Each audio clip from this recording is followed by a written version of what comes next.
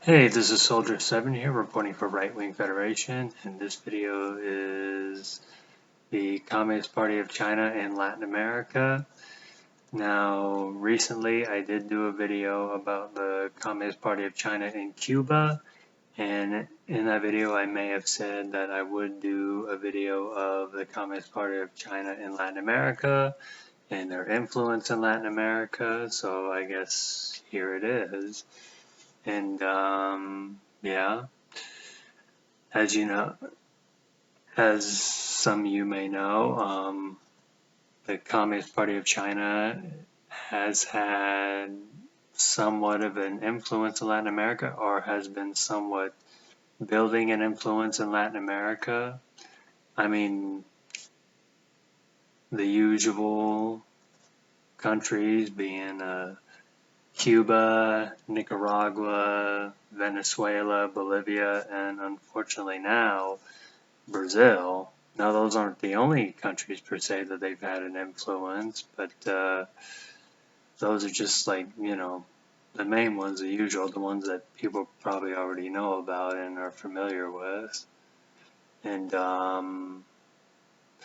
mean, just to name another example, Honduras, which now has a socialist leader in power, who, and not only that, a lot of the countries in Latin America have also, well, just like Honduras also did, have cut their ties with Taiwan in favor for the Communist Party of China, which is starting to be more of a thing in Latin America. Even though there are still certain countries, I don't know how many. The only one I can name at this point would be Paraguay, who I think still prefers Taiwan over Beijing, but who knows what that'll be in the future. But yeah, it's not just that. Their influence in Latin America kind of makes you question certain things. Like, for example, a few years ago, I actually did a video of the pink tide in Latin America and the blue tide. Now, a few years ago, there was the blue tide in Latin America, where a lot of these socialist and leftist parties were voted out, and then all these right-leaning conservative parties came in, and that was the blue wave.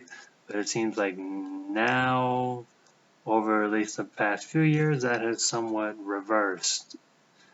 That has somewhat turned around. Now the so-called pink tide is what some people call it, whereas the socialist leaders and so forth have now returned back into power in many of these countries. And